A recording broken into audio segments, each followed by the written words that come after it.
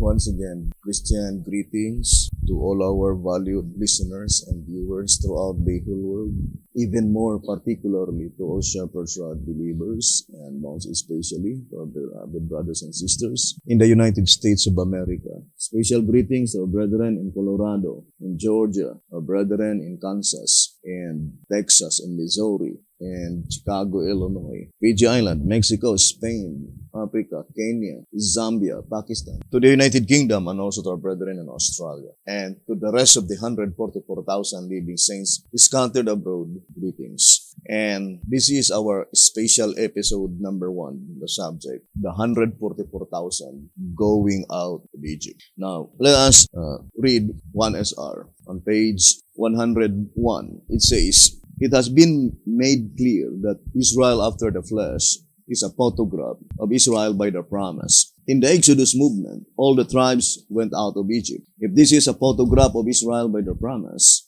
then all the 12 tribes must come out now as well. 12 tribes must escape the ruin of Ezekiel 9, death of the firstborn, and Isaiah 63, the Red Sea. The number of them is said to be 12,000 from each tribe, making a total of 144,000. 1SR page 101. So the voice of inspiration is plainly telling, brethren, that all the 144,000 will get out of Egypt. And the voice of inspiration is admonishing us to prepare for that event. Here in 1SR page 64, it says, "This experience of the Israelites in departing from Egypt was written for the instruction of those who should live in the last days. Before the overflowing scourge shall come upon the dwellers of the earth, the Lord calls upon all who are Israelites indeed to prepare for that event." Volume 6, page 195.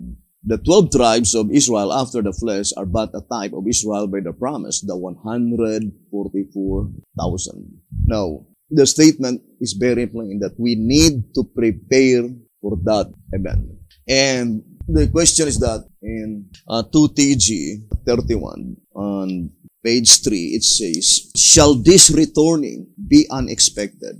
That is pointing to returning to the promised land. "Shall this returning be unexpected? Or shall the Lord first send someone to prepare his way?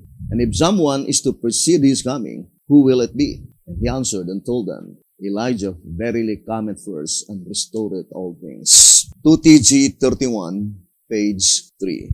So the statement is very plain that that returning to the promised land, it is not an event by which the 144,000 will be surprised, for God will send first antitypical Elijah, the Tishbite, to warn the people to prepare for that predicted event. And the Shepherd's Rod declared clearly here in 2SR 275. Let us read this statement. 2SR page 275.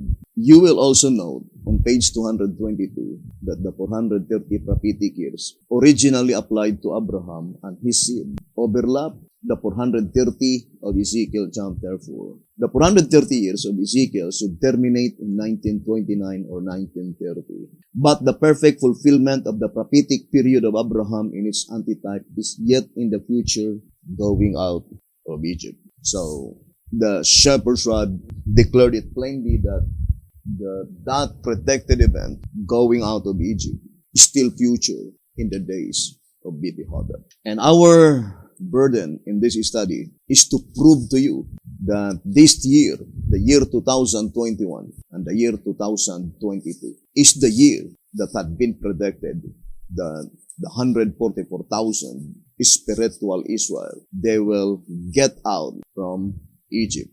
In 2021, they will get out from Egypt spiritually. But in 2022, they will get out of Egypt physically. And hoping that you will take note of all the passages that we are going to read. Now here in 1SR Pocket Edition, page 53, it says here, "Having now seen that Israel going into Egypt is typological, logic rules that so also must be Israel going out of Egypt." So that is pointing to two predicted events, going into Egypt and going out of Egypt. Now, I would like to read 1SR on page, let's read the statement, page 73. It says, Israel arrived in Egypt in the second year of famine. 1SR, page 73.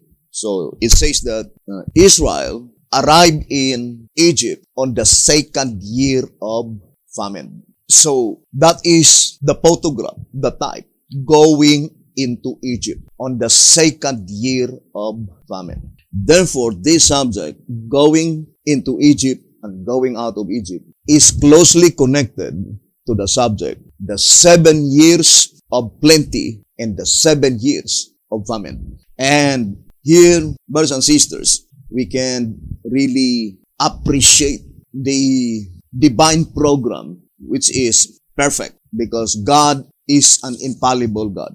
Here in 1SR 232, it says, as God is infallible, all His works spell perfection, even to one jot or one tittle. Then it says, by all Bible students, numbers 3 and 7 are accepted to be the biblical numbers to ascertain scriptural truth. 1SR 232. So, there are two numbers given in that reading, number 7 and number 3, to be the scriptural numbers to ascertain scriptural truth. But in other statement in the Shepherd's Rod, number 5 is also one of the number which indicates the Bible. Number 5. According to tract number 3, 1934 edition. So I would like to read the statement here. Let's read the statement on page, I think it is, let me see, where the Shepherd's Rod says that number 5 is the number of the Bible. So, quoting, where's that statement? Page 69, number of the Bible. It says, the parable in the 20th chapter of Matthew explains that the Bible contains 5 time messages, namely early in the morning, the 3rd hour, the 6th hour, and the 9th, and the 11th hour, 5 in all. This symbolical cause proves to be all the time messages in the Bible from the day it began to be written to the close of provisionary time. That is, when these messages are proclaimed to the world, the Bible will be an exhausted book as far as any one after that. This subject is fully proved in the Shepherd's Rod, Volume 2, page 222 and 238. Therefore, the numerical value of the Bible is 5. So, the numerical value of the Bible is 5, according to the Shepherd's Rod. So, in this study, the 7 years of plenty and the 7 years of famine, brothers and sisters, is illustrated by number 7, number 3, as well as number 5. Now, let us read first 1SR.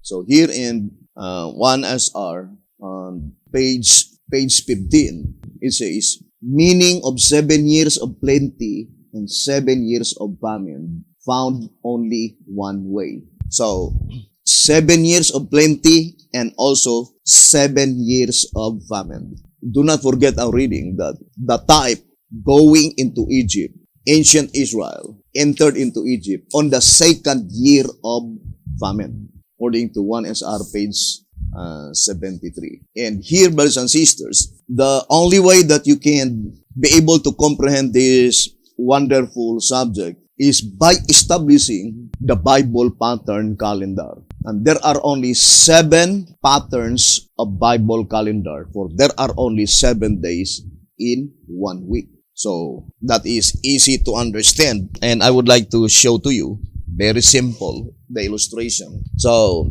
1, 2, 3, 4, 5, 6, 7. Do we have that pattern?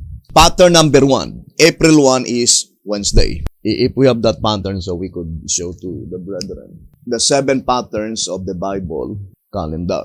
Pattern number 1, then we have pattern number 2, then pattern number 3, then pattern number 4, pattern number 5, then pattern number 6, pattern number 7. 7 patterns, Bible calendar.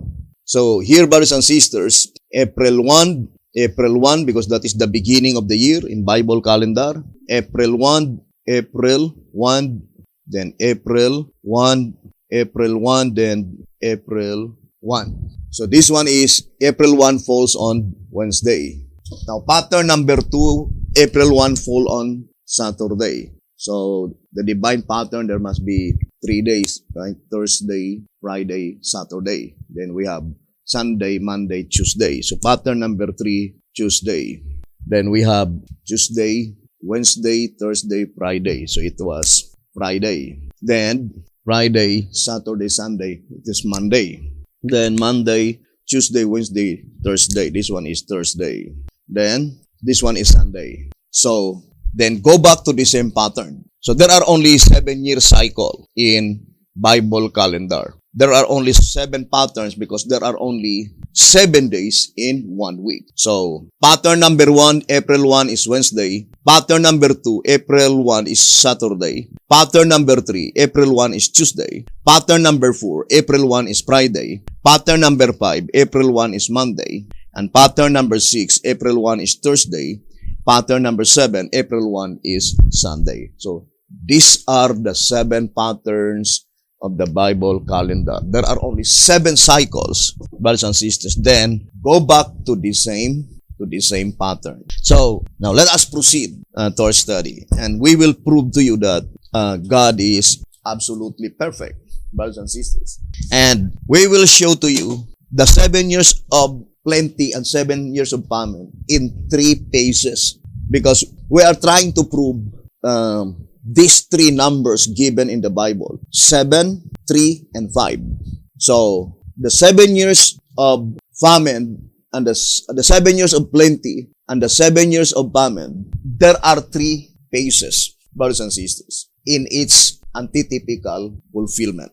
Now, since there are 2 Jubilee, the deliverance of God's people will be on the year of Jubilee, and the second visible coming of Jesus Christ is also on the year of Jubilee. Both of them is in the year of Jubilee. Now, I would like to read the statement, brothers and sisters, on early writings. Let me see. On early writings, page 285, it says, the deliverance of the saints, or deliverance of the saints.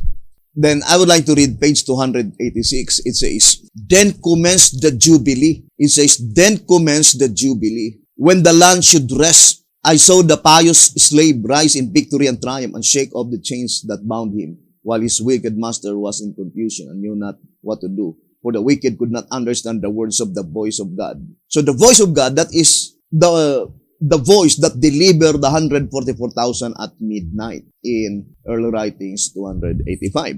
So the deliverance of the saints, the final deliverance, is on the year of Jubilee.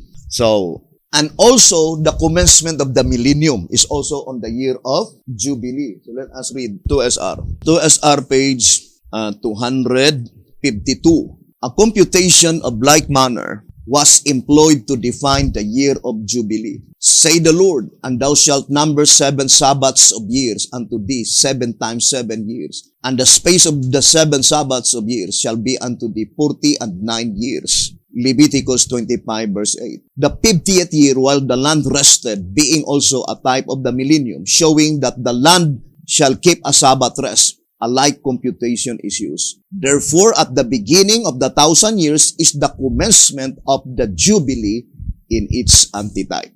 So, that is very plain. The Jean Persuade made it so plain that the commencement of the 1,000 years is the year of Jubilee. And that is the second visible coming of Jesus Christ. So, the visible coming of Jesus Christ is in the year of Jubilee. Now, brothers and sisters, we know that when Jesus Christ ascended to heaven, that is also in the year of Jubilee. Now, let us read in Bible commentary. Bible commentary. So let us read here on 6 BC, the statement given by 1055. 6 BC 1055. The time had now come. The Spirit had been waiting for the crucifixion, resurrection, and ascension of Christ. For 10 days, the disciples offered their petition for the outpouring of the Spirit. And Christ in heaven added his intercession. This was the occasion of his ascension and inauguration, a jubilee in heaven. So, 31 AD is the year of Jubilee. And one of the significance, brothers and sisters, of the 40 days, when Jesus Christ stayed from resurrection to his ascension 40 days, is to indicate that, as stated in the Bible, that in the same manner, Jesus Christ also will come, according to Acts chapter 1. Or, in other words, Jesus ascended in heaven on the year of Jubilee, so Jesus will return to this earth on the year of Jubilee. Acts chapter 1 verse 11, which also said, Ye men of Galilee, why stand ye gazing up into heaven? The same Jesus, which is taken up from you into heaven, shall so come in like manner as ye have seen him go into heaven. So, in like manner, that is, the ascension of Jesus Christ is visible. So, the statement in like manner is pointing to the visible coming of Jesus Christ, which must be also on the year of Jubilee, and signifying 40 days, the 40th Jubilee from 31 AD. So, we can easily understand, brothers and sisters, that April 18 to May 27, 31 AD, then 31 AD. 40 days, typifying also the 40 Jubilees. From 31 AD to 2031 AD, that would be 40 Jubilees. So without any doubts, the year 2031 is the year of Jubilee. That is the visible coming of Jesus Christ. But we do not know the definite time, because 2031, there are 360 days. So the only knowledge that bestowed by God to His people is the year of the visible coming of Jesus Christ on the year of Jubilee. And it could no longer be on the next Jubilee. That will be 41st Jubilee. There will be no more significance. And it must be perfectly corroborating to the number 40. The 40 days from Christ's resurrection to His ascension. So, that is from 31 AD to 2031. That is 40 Jubilees, which is 2,000. Because 2,000 divided by 50 equals 40. So, there are 40 Jubilees. So, 2031 AD is the 40th Jubilee. Brothers and sisters, without any doubt, 100%, the year 2031. But this is Bible calendar.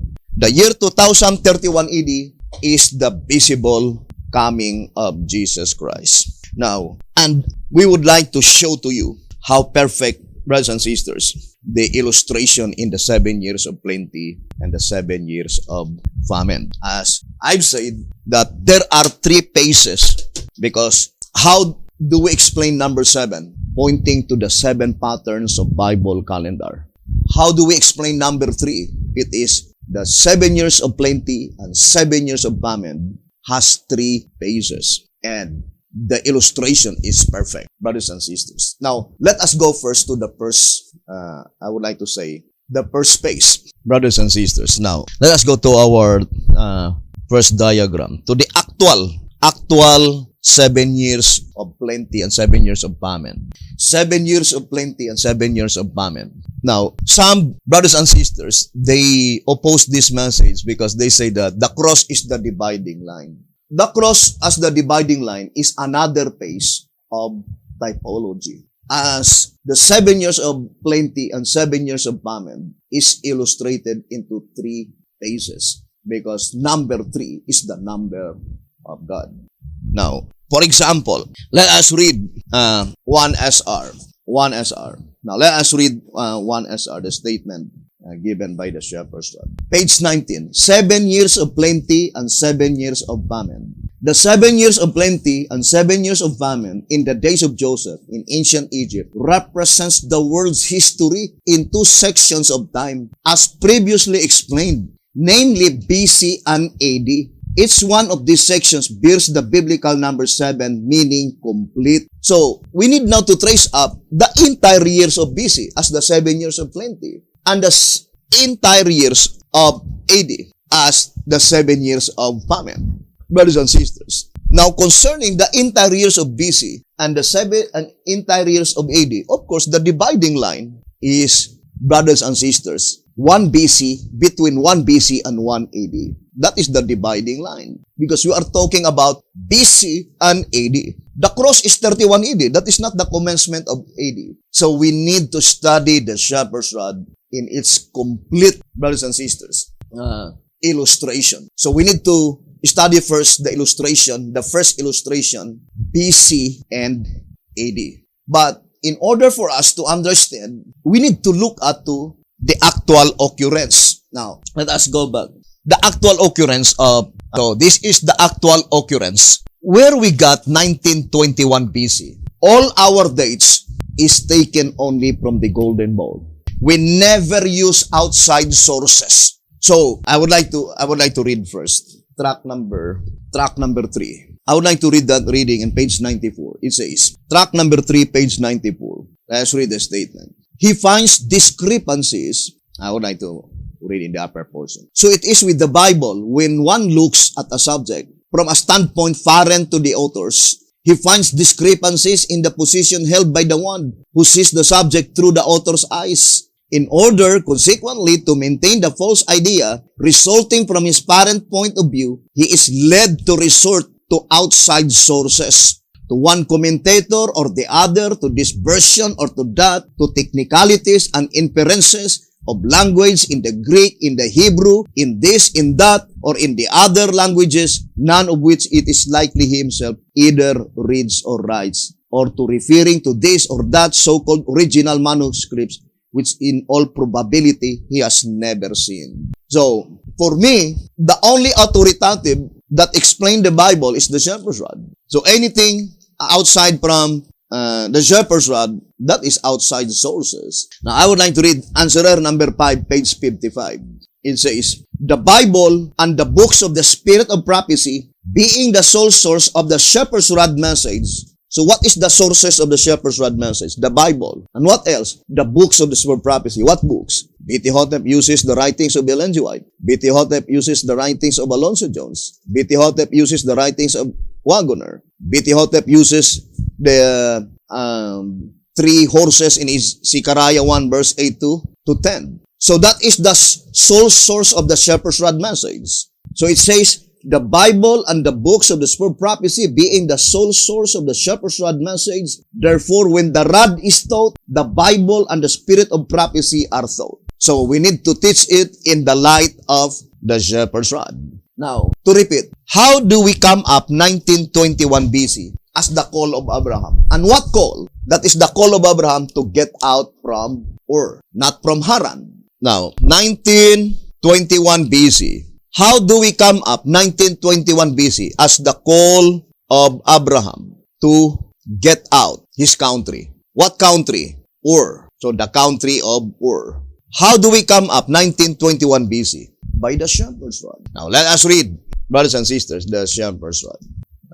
1 SR, and in this study, we can prove to you 100% that the year 2021 and the year 2022, the last 2 remaining years given to us, brothers and sisters, to all Sabbath keepers. Now, I would like to read 114 and 115 in 1 SR. It says, the prophecy made to Abraham of 430 years ended at the time the children of Israel went out of Egypt, which is according to Bible chronology, King James Version, 1491 BC. When does the children of Israel went out of Egypt? 1491 BC. And it says, according to King James Version. What is the statement given by the shepherd's rod concerning the King James Version, brothers and sisters? The shepherd's rod made it so plain that the only version which is dependable is the King James Version. Now let us read 2SR 118. It says,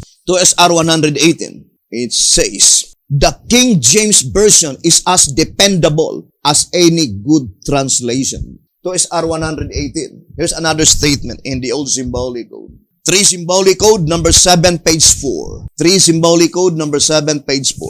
Moreover, the King James Version is the one to be depended upon. For the other translations of the scriptures were in some instances interpreted in the light of sectarian views, and thus, instead of being exact renderings of the scriptures, they contain thoughts in favor of the translator's personal belief. So, being recommended by the shepherd's rod, that only the King James Version, which is dependable, because that version, King James Version, it was translated by John Wycliffe, the morning star of Reformation. In the Great Controversy, you can quote that statement.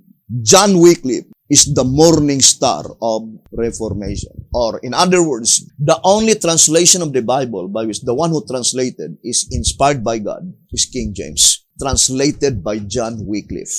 And that is the reason why it was recommended by the Shepherd's Rod publications. So, in Great Controversy, page 80, Wycliffe is the morning star of Reformation. Now, since the Shepherd's Rod made it so plain, brethren, that it was in 1491 BC by which Israel went out of Egypt, then we need not use any dates except 1491 BC. Unless you could find in the Shepherd's Rod publications other dates rather than 1491 BC. King James Version. Now, let us read one SR Packet Edition. One SR Packet Edition on page 70, page 71. One SR Packet Edition, page 71.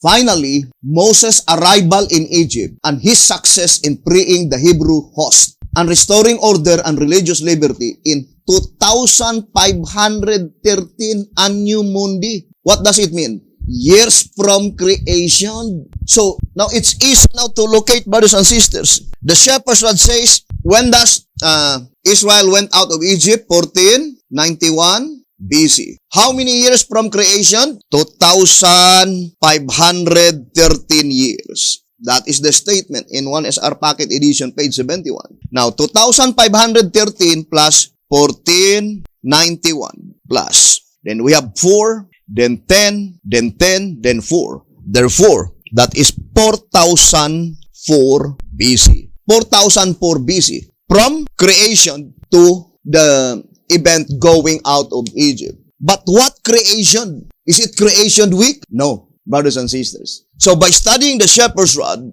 we can easily discern the historical event, brothers and sisters, from creation down to the general close of provision. Now let us connect first the first seal. Let us connect the first seal in track number 15. I think page 39, by which you can see track number 15, page 39. So you can see 4000 BC, track number 15, page 39. There is a drawing, white horse, and the man riding on the horse, and then at the bottom there is a label 4000 BC. You see, that is 4000 BC. Then let us read the statement here, page 39 in track 15. Naturally, the first seal, the seal with which the judgment opens, must contain the things at the very inception of the human race. Logically then, the white horse, the first in the symbolism, identifies the world's first state of being pure and sinless with a divinely crowned ruler, rider, who at first had no goal but to subdue the earth and to fill it with eternal God-like beings. The earth itself was wrapped in a garb of beauty and purity, with all the wonders on land and in sea. Nothing was wanting. So that is very plain, brothers and sisters. Therefore, since our duty is to prove that the Shepherd's Rod is absolutely correct, brothers and sisters, then we can easily discern that this verse in the Bible, Genesis chapter 1, verse 1 and 2. In the beginning, God created the heaven and the earth. And the earth was without form and void, and darkness was upon the face of the deep, and the Spirit of God moved upon the face of the waters. So, that two verses the first two verses in Genesis, let me illustrate to you. Therefore, we can easily discern that from the time the earth had been created, 4004 BC, there are 4 years that the earth is void and without form. So the creation week begin in 4000 BC. So there are 4 years by which the earth is void, it is still empty, and these 4 years is pointing also to the 1000 years. And we will prove to you, brothers and sisters, the 1000 years is symbolically pointing to 4 years. So the 4 symbolical years is 1,000 years in this instance. Now, let us now go back again, brothers and sisters, to the 430 years. The 430 years history and prophecy. And I would like to read 1SR. Here in 1SR, let us read this statement on page 116. Why would God make a double prophecy for the same thing? Because the old prophecy, the type, only gives the details from the beginning of the third angel's message to the fulfillment of Ezekiel 9. The prophecy by Ezekiel gives the information in detail from the beginning of Luther's Reformation to Ezekiel 9, marking of the 144,000 and unrolling of the scroll. So, this statement is very wonderful and reveals a great truth, brothers and sisters, that all the fulfillment, the perfect fulfillment of that double prophecy is fulfilled in the year 2021 and 2022. And we will prove to you gradually, brothers and sisters. Now, let us study first the life of Abraham. Right? Now, let us read the 1888 message. So, it says here, written by Alonzo Jones, chapter 3, the separation of church and state. So, it says the separation of church and state. Meaning, brothers and sisters, at the time when the church and state will be implemented, that is also the time by which God will completely separate His church from any state. Because God will establish a theocratic form of government. Now, let's read. I would like to read first Hebrews 11 verse 8. When God said to Abraham, "Get thee out of thy country, and from thy kindred, and from thy father's house, unto a land that I will show thee. Abraham went out, not knowing whither he went." So this is the commentary given by the Voice of Inspiration. There were 3 things, however, which Abraham must do before he could fairly expect God to show him the country which he had promised and which was to be his. First, he was to get out of his country. Secondly, from his kindred. Thirdly, from his father's house. So there are 3 things. It says, first, get out. So I would like to enumerate. So there are 3 things recorded in the Bible that God required Abraham. 3 things. First, get out of his country. And second, get out of his father's house. And of course, third, get out of his kindred. Now, these 3 things was fulfilled in different periods of time. Now, let us read the statement. It says here, he left his country, but when he did so, his father and his kindred went with him to Haran and dwelt there. So the country of Abraham is Ur. But when he left Ur, his father's house and his kindred accompanied him, and they dwelt in Haran. It says, there his father died, and now separated from his father's house, he went on to the land of Canaan. Now, let us read Patriarchs and Prophets. Patriarchs and Prophets. So, let us read the statement given by the Spirit of Prophecy. 125. Patriarchs and Prophets, page 127. 127. The call from heaven first came to Abraham while he dwelt in Ur of the Chaldees. So, let us ponder deeply this reading. Patriarchs and Prophets 127. The call from heaven first came to Abraham while he dwelt in Ur of the Chaldees. And in obedience to it, he removed to Haran. So that is the first call of Abraham. He left Ur and then removed to Haran. But when Abraham left Ur, his father's house and his kindred accompanied him. So what Abraham been obeyed in the requirements of God? Only the first one, get out of thy country. But he had not yet been able to get out from his father's house because his father's house accompanied with him to Haran. And then it says, thus far his father's family accompanied him, for with their idolatry they united the worship of the true God. Here Abraham remained till the death of Terah.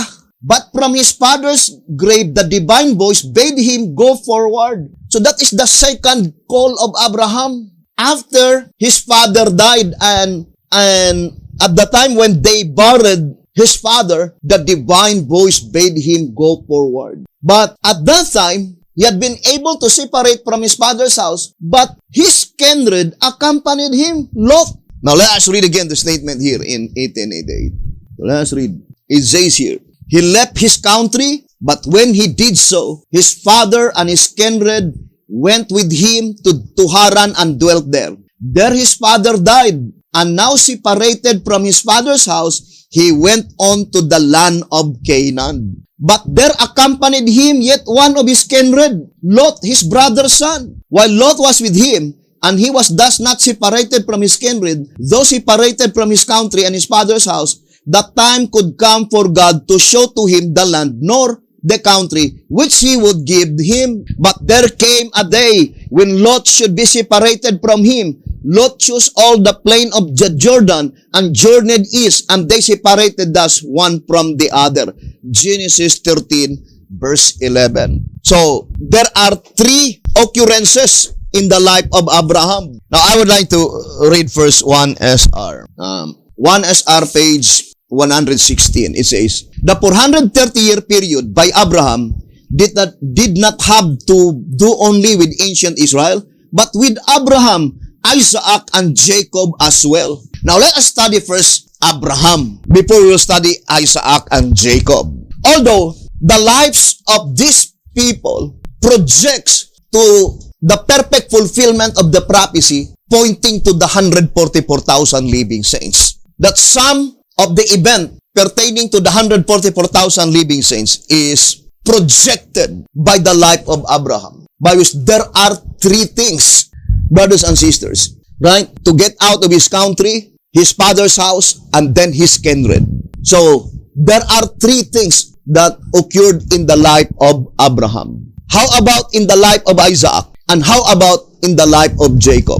But let us focus first to the life of Abraham. And since the shepherd's rod declared clearly here in 2SR 275, saying, but the perfect fulfillment of the prophetic period of Abraham in its antitype is yet in the future, going out of Egypt. So, in this study, the voice of inspiration is separated the going out of Egypt into three things as illustrated and projected by the life of Abraham.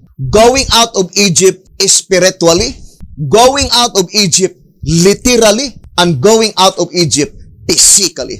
So, unless we obey these three things, we could never enter into the kingdom of God. So, I would like to repeat again. Going out of Egypt is still future in the days of Beti-Hotep. But I am not saying, brothers and sisters, that Beti-Hotep and with his faithful associates, they were partaking the spirit of Egypt. But in the prophecy, they were living in a period of time by which God's people are still in Egyptian bondage. Now, let us go back to our subject, brothers and sisters. When does the type, ancient Israel, entered into Egypt? Now, let us read again the statement in 1SR, page 73. Israel arrived in Egypt in the second year of famine. And the quotation is Genesis 45, verses 10 and 11. Now, the same verse had been quoted here in page 76. Page 76. Now, let us read. The beginning of this denomination was typified by Israel's entrance into Egypt as previously explained. So, it says the beginning of this denomination. We know it begins in October 22, 1844, after the disappointment. The beginning of this denomination was typified by Israel's entrance into Egypt as previously explained. We shall now consider the truth of the land of Goshen. Joseph brought Israel into Egypt and gave them the part of the land to dwell in, which was the best land in the country of Egypt. And there Joseph nourished them, their flocks, herds, and cattle, and all they had. See Genesis 45, verse 10. The land of Goshen stands as a symbol of the United States of America, in which the church came into existence. While our country is productive like the land of Goshen, the richest in the world, and a Protestant nation, it is the best for missionary work, for it is made up of all nations,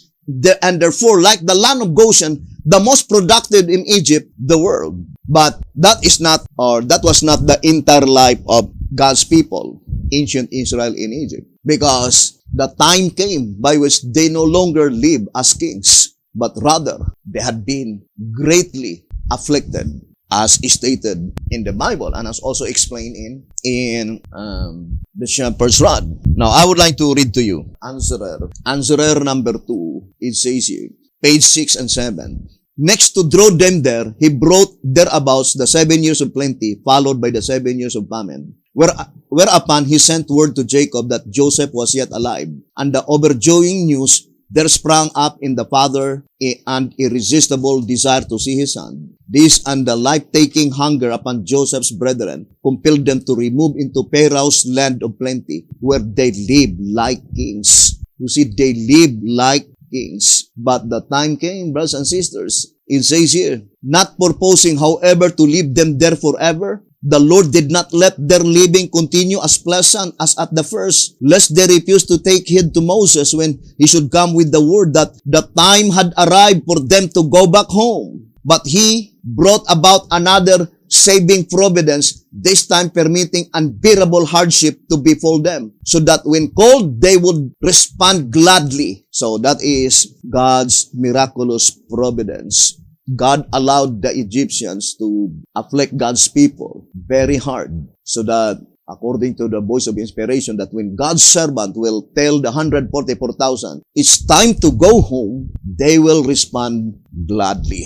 But since, according to the shepherd's rod, I would like to read to you in 1 TG. Here in 1 TG number 9, it says here, 1 TG number 9, on page 12, it says, the work of these three movements, Zechariah, Moses, and Noah, therefore, typifies every phase of our work. So, the experience of God's people in the last days cannot be limited to only one occurrences in the past. But it seems all occurrences in the past project the condition of God's people in the last days. Because the illustration that those who love to remain in Egypt, brothers and sisters, must be pointing to the Sabbath keepers. I would like to use the term. The Sabbath keepers under the banner of the third angel's message, by which they failed to receive the seal of the living God.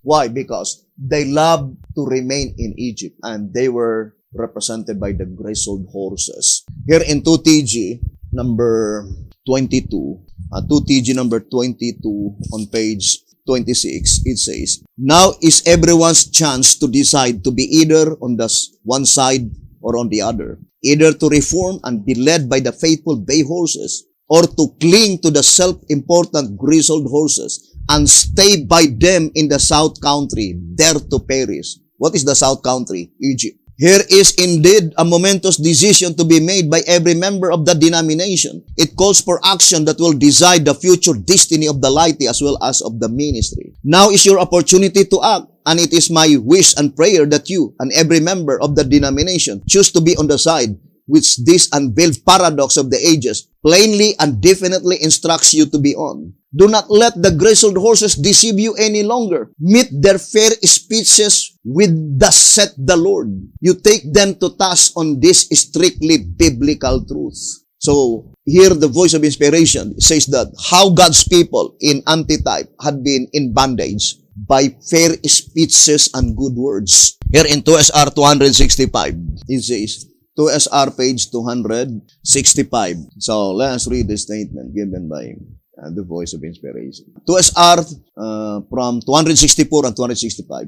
My brethren, I beg you, hear the voice of the good shepherd. Awake, awake, put on the strength of Zion, put on the beautiful garments of Jerusalem, the holy city. For henceforth, from now on, there shall no more come unto thee the uncircumcised and the unclean. Shake thyself from the dust, arise and sit on thy throne, O Jerusalem. Loose thyself from the bands of thy neck, O captive daughter of Zion. Isaiah 52 verse 1 and 2. As these words are so plain, how can we doubt or misconstrue their meaning? It must be that the church of God is asleep in the dust. Thy God is calling thee, O Zion. God's church, the only object on earth upon which He bestows His supreme regard, is in captivity. She is bound by her neck to men of good words and fair speeches. So, that is the statement, brothers and sisters. And the only way that such good words and fair speeches can be completely destroyed is through types and symbols. Now, we are now studying typological prophecy.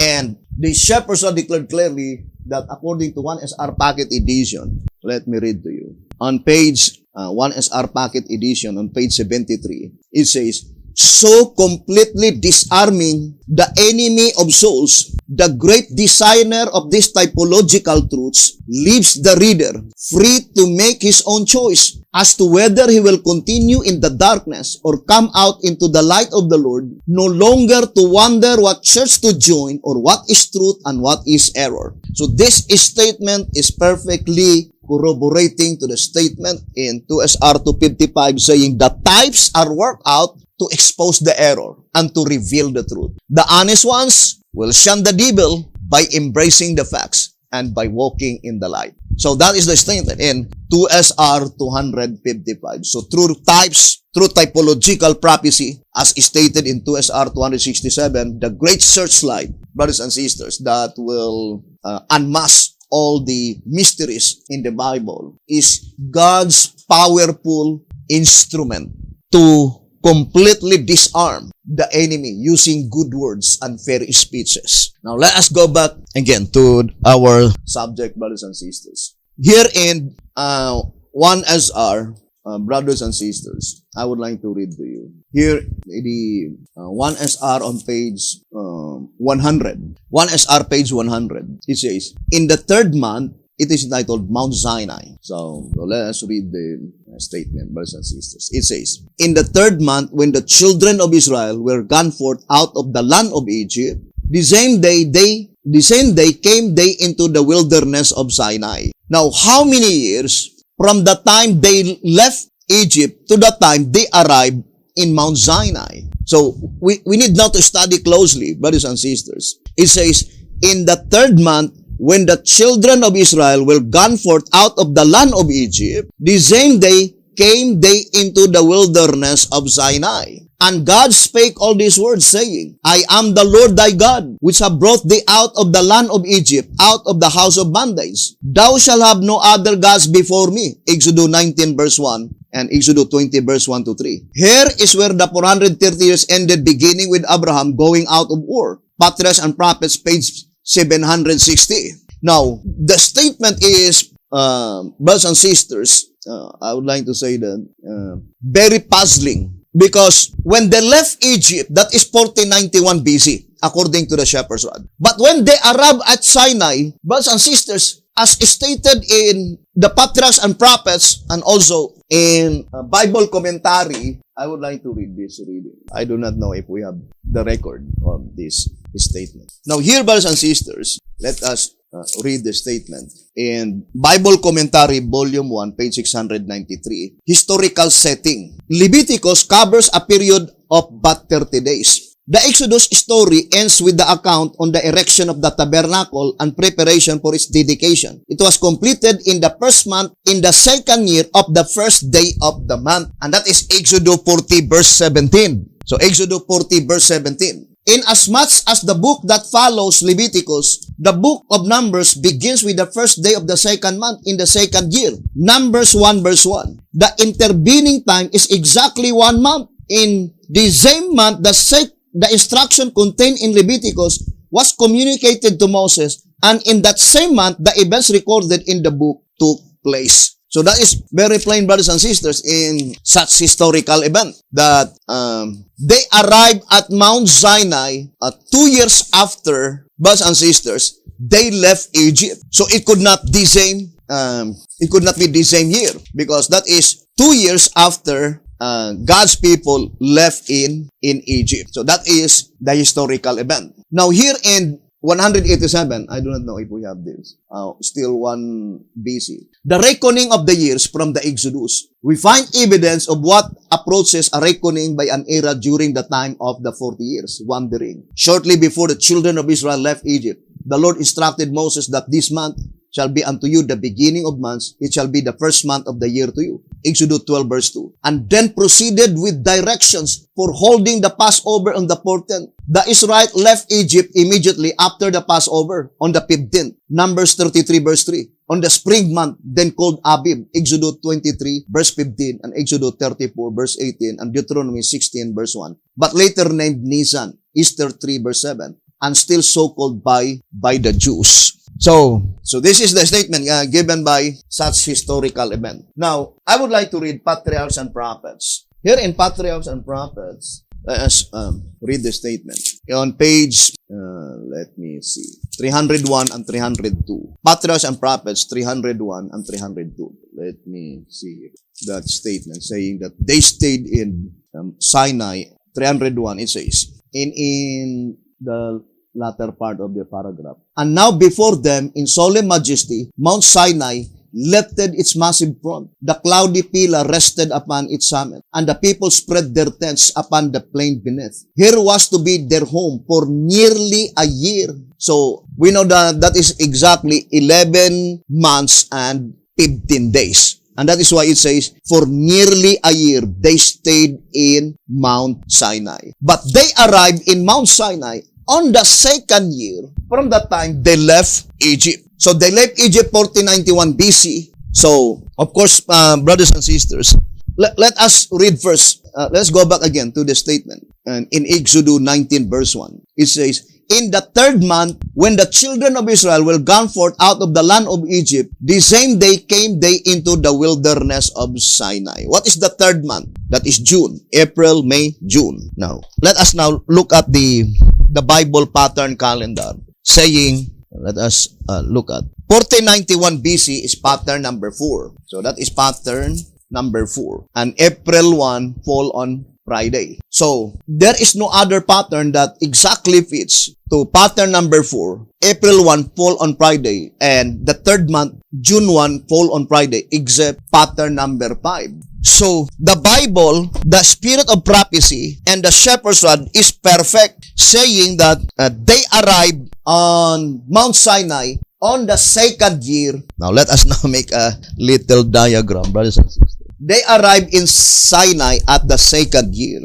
So, that is the statement given by the voice of inspiration. Now, just compare pattern number 4, April, and pattern number 5, June. Because that is the clue given in Exodus 19 verse 1, the same day, brothers and sisters. So, they left Egypt April 15, brothers and sisters.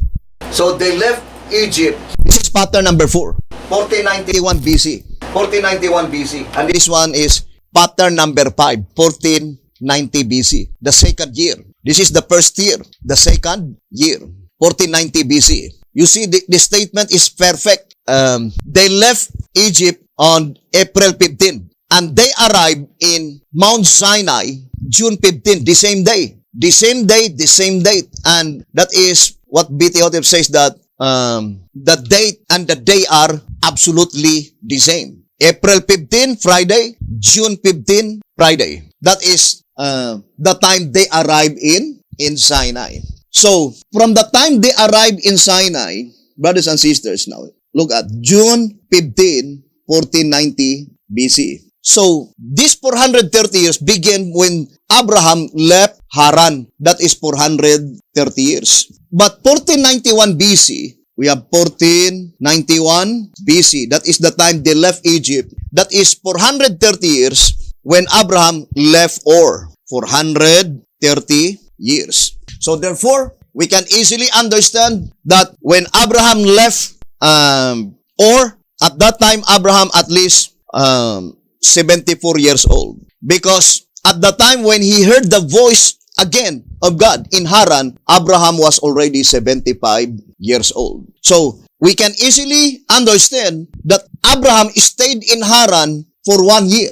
More or less 1 year, brothers and sisters. And then after his father died, Abraham left Haran. And from the time Abraham left Haran, 430 years ended, brothers and sisters, in 1490 BC when they arrived in Sinai. But the 430 years when Abraham left Ur ended when they left Egypt. And this one is Exodus 12, 40, and 41. This one is Exodus 19, verse 1, and Exodus 20, according to the shepherd's rod. Now, let us go back to not only the shepherd's rod, but as well as the Bible and the spirit of prophecy or the Patriarchs and Prophets. So, there are 3 events here, brothers and sisters, that we would like to show in the life of Abraham. When he get out of his country, when he left his father's house, and when he left his kindred.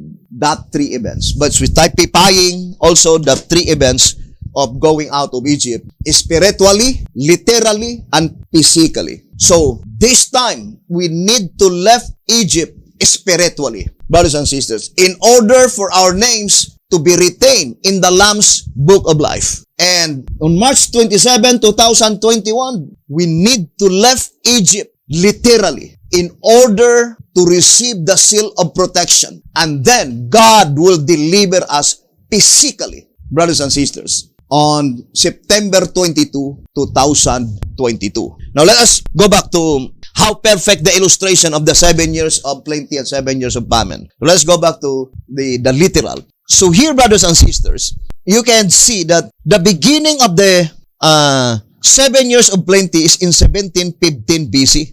And 1715 BC is pattern number 4. That is the actual event on the 7 years of plenty, brothers and sisters. And that is pattern number 4. Therefore, there must be 7 patterns.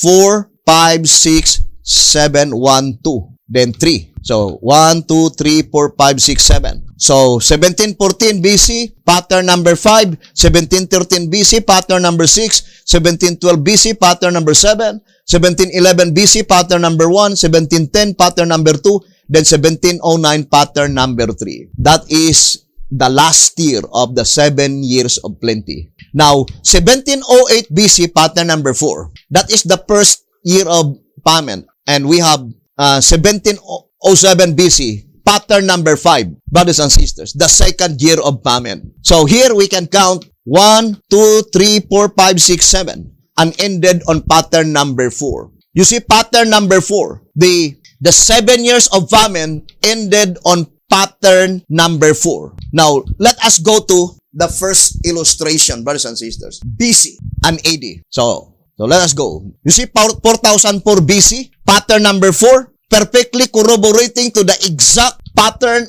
when the literal 7 years of plenty begins.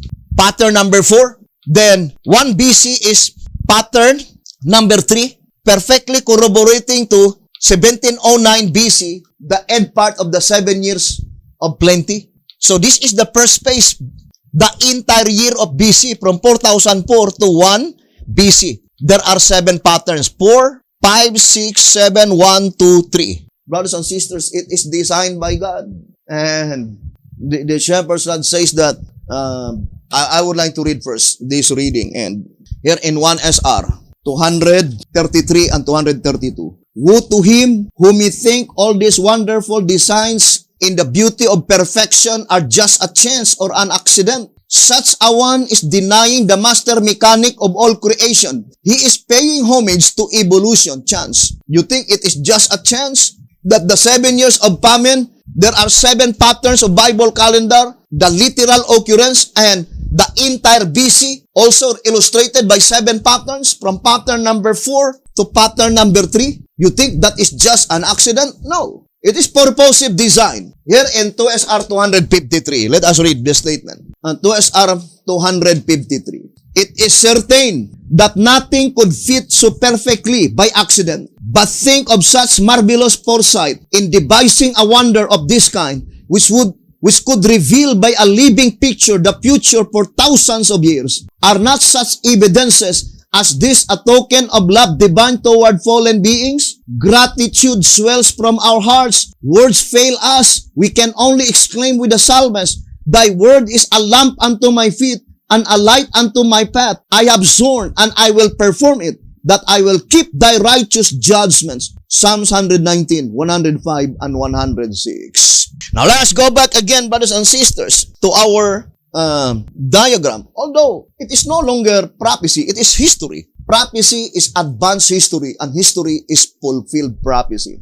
And one of the significance, according to 1SR 128, it says, if it is engraved on a tile, 1SR 128, If it is engraved on a tile, it cannot be erased. The thought is that the prophecy will surely come to pass, and after it once becomes history, one cannot erase the things portrayed.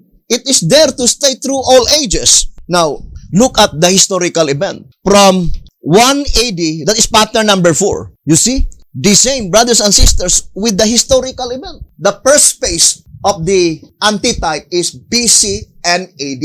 Then we will go to the second phase, by which the cross is the dividing line. And we will show to you how perfect the Bible and the shepherd's rod. Brothers and sisters, there is no reason to doubt, because you cannot find any mistake in this illustration. Now, 1 AD, that is pattern number 4, brothers and sisters.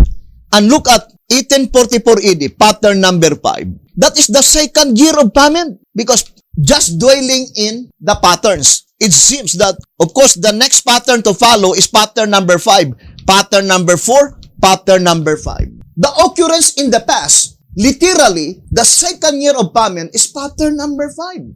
Now, 1844, also pattern number 5. And the shepherds had made it so plain that in 1844, that is the antitype of Israel going into Egypt. And Egypt there, which is Goshen, is the United States of America. You see, type and antitype exactly fits. It must be on the second year of famine. When does the 7 years of famine ended? Pattern number 3, brothers and sisters. So we have pattern number 3, 2023, by which in Gregorian calendar, that is, brothers and sisters, 2021. 2021. Now let us go first to April 1. April 1, 2023 in Bible calendar. Okay. So that we could understand. April 1, 2023. You see, in Gregorian calendar, that is September 14, 2021. So we are now living the last year of famine, but the promise is that all the foods that had been stored during the 7 years of plenty must be consumed. What does it mean? It must be completely understood. The entire plan of redemption. We are now living on that very year, brothers and sisters, because the next year, 2022, that is already the time by which the original design of God will be finally restored in the premillennial kingdom. Brothers and sisters, it is no more famine. All are plenty. So that is the first phase of the illustration of the 7 years of plenty and 7 years of famine. And we will gradually show to you that how do we know that it must be 2023? Let us go first, brothers and sisters, to the last. I would like to show to you the last illustration. Although I think we have no diagram as yet. And the last illustration, brothers and sisters. 2031 is also, do we have that? The year of Jubilee, pattern number 4. So that is the actual, let us put here, 4004 BC, the actual year from BC, pattern number 4 to 1 BC. This is pattern number 3. So this is the entire BC, which is years of plenty. And then we will go to the other phase of the 7 years of plenty and famine, which is the cross is the dividing line. So from 1 AD to 2031 AD, this is the entire period of AD, which is called year of famine. It is pattern number 4, and it is also pattern number 4. Now let us count now. Pattern number 4, then 5, then 6, then 7, then 1, then 2, then 3. So we have 1, 2, 3, 4, 5, 6, 7. You see, it was illustrated perfectly. 7 patterns. From pattern 4 to pattern 3, that is 7 patterns. 4, 5, 6, 7, 1, 2, 3. Because this is number 3. You see, brothers and sisters? Now, here, brothers and sisters, let us count here. The same. Pattern number 4, then 5, then 6, then 7, then 1, then 2, then 3. Then 1, 2, 3, 4, 5, 6, then 7. So pattern number 4, that is the time that all had been the entire AD is ended. So it is 7 patterns.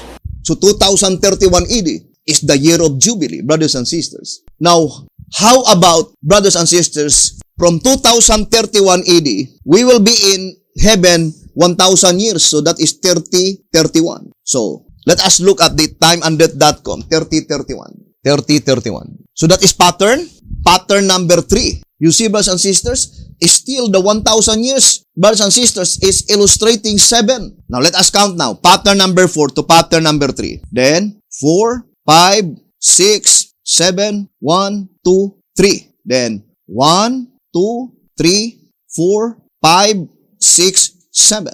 So, 1,000 years also illustrated by 7 patterns, brothers and sisters. Now, how about the 100 years? Of course, from 3031 to 3131, that is 100 years. The little season after 1,000 years. Now, 3131. So, that is pattern number 5.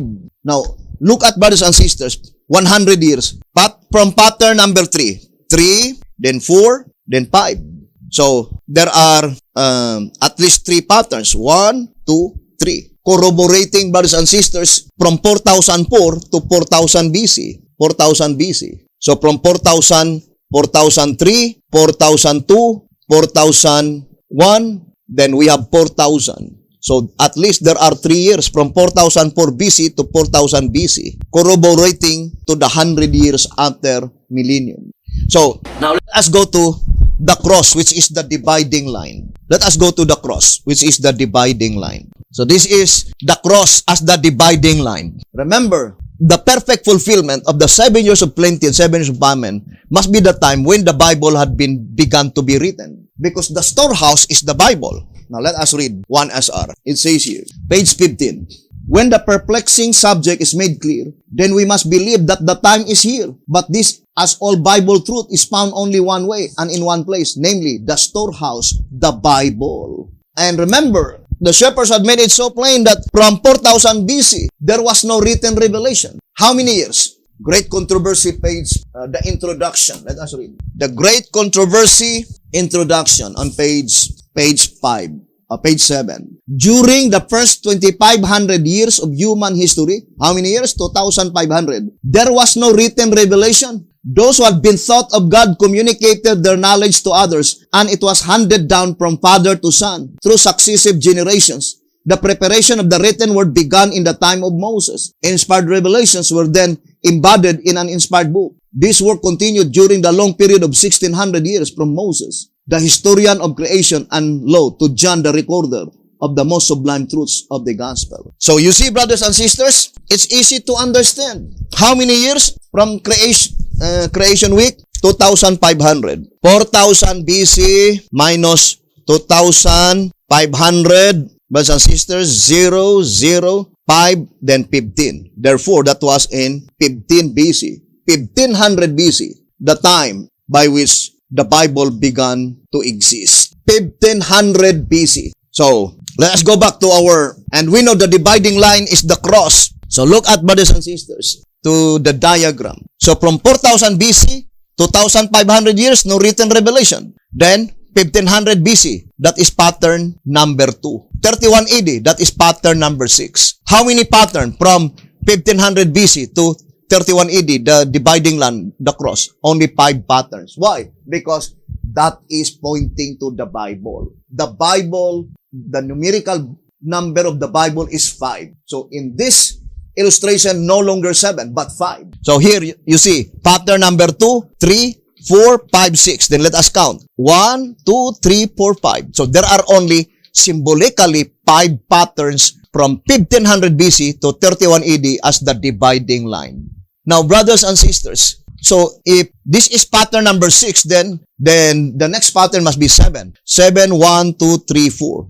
So there must be also 5 patterns, brothers and sisters, to symbolize the years of famine. And that is on the year 2024 AD Bible calendar in Gregorian, that is 2022, pattern number 4, brothers and sisters, which is pointing to the last year of the 7 years of famine, the deliverance of God's people. So that is very plain, brothers and sisters. Now, and look at, brothers and sisters, here, 4004 to 180, this is pattern number 4, right? Then, if we will count from 4004 BC, what is 4004 BC? Let us go to Bible pattern calendar. 4004. So this is pattern number 4. Now let's go back. So we will count beginning from pattern number 5. This is pattern number 4. Pattern number 4. So from pattern number 5, 1, 2, 3, 4, 5, 6, 7. So therefore, pattern number 4, which is the end part of the dividing line from BC to AD. Then from 180 to 2031, brothers and sisters, there is also 7 patterns because it is pattern number 4. Then we have 5, 6, 7, 1, 2, 3, 4. So 2031, where's 2031? 2031 is the end part of AD, which is the year of Jubilee, which is the second visible coming of Jesus Christ. Therefore, brothers and sisters, look at 1531. 1531 AD, let us look at first the Bible calendar. 1531 AD. Pattern number 1. So let us go back. So 1531 AD, that is pattern number 1, brothers and sisters. So this is pattern number 1. Pointing also to 180, brothers and sisters. This is pattern number 4. So here, you see pattern number 1 is number 4, 1531. So you see the divine code is number 4, 1531 AD. But 180 is pattern number 4. And that is why BT Hotep says 1531 AD is predated. Then that is the 4th part of the earth as in the subject of the 7 seals. So here we can see that 1844, which is pattern number 5, brothers and sisters, in this study, we know that that is the second year of famine as recorded in the historical event. So that is the first phase of our study to prove that 2021 and 2022 is the last 2 years. Why? Because the visible coming of Jesus Christ is in the year 2031. Let me show to you. So, 2031. And that 2031 is pattern number 4. So, we are now at 2021. 2021, brothers and sisters, but we are still on pattern number 2. Pattern number 2. Because pattern number 3 will begin on April 1. And that is in Gregorian, September 14. September 14, 2021, that is already April 1 in Bible. April 1, 2023. And this is pattern number 3. So we have pattern number 2, then 3, then 4, 5, 6, 7, 1, 2, 3, then 4. So pattern number 3, this is 2030. Pattern number 2, this is 2029. Maybe I would like to. So, I would like to put here. So, 2031, pattern number 4. 2030, pattern number 3. 2029, pattern number 2. 2028, pattern number 1.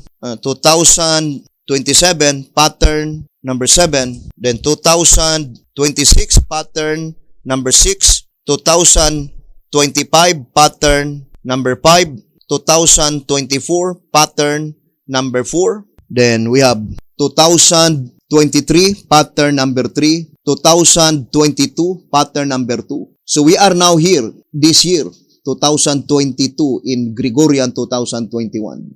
Now, why is it that we are very certain that 2024 is the year of deliverance, the final deliverance of God's people? All the clue was given by God, more particularly to the Shepherd's Rod publications. The Shepherd's Rod says that the deliverance of God's people in Egypt, being the photograph, the deliverance of 144,000 spiritual Israel must be the same. If they had been delivered on Bible calendar pattern number 4, now let us look at 1491 BC. What pattern is that? 1491 BC. You see, that is pattern number 4. So, the restoration of Bible calendar given by God to antitypical Elijah the Tishbite, because he is the only one who can restore all things. That is the key that unlock all the prophecies, brothers and sisters. Whether it is parabolical, typological, symbolical, providential, allegorical, through the Bible calendar, all of them was completely revealed. And there are only two remaining pattern number 4, 2024 and 2031. So 2031 is the year of Jubilee, and we could no longer go backward. And since there are only two remaining pattern number 4, without any doubts, 2024, which in Gregorian calendar is 2022, September 22, 2022, that is the fulfillment that at midnight, God chose to deliver His people. And we will be in Mount Zion at that time, if we will be among the 144,000 living saints, without any doubt, brothers and sisters. There are many people who are saying that it is disgusting. You made many predictions but never been fulfilled. Although several times we tried to explain to them that that is the period of time by which God permitted His people to experience delays. Why is it that it was not materialized? Why is it that it was not fulfilled? Because it was recorded already in the Bible, as explained by the prophecy, explained by the shepherd's rod, that God's people will experience delays. What is the experience of William Miller, brothers and sisters? No, they did not experience delay, but disappointment. That is why in Great Controversy 393, as type and antitype, concerning midnight cry, the first proclamation of midnight cry, the date that they set never been materialized, what they experienced, disappointment. But in the perfect fulfillment of the prophecy, they will also experience that the dates that they set did not materialize. Why? Because they need to experience delays. Brothers and sisters, if September 22, 2022, nothing happens, brothers and sisters, that is the time that you could say that what we are saying is false. And you need not to worry about it, because we will be the one who will voluntarily will proclaim throughout the whole world that we have been mistaken. And all the messages that we sent did not come from God. Brothers and sisters, if September 22, 2022 will pass and nothing happened, brothers and sisters. And of course, what we need to do is to repent and humble down before God.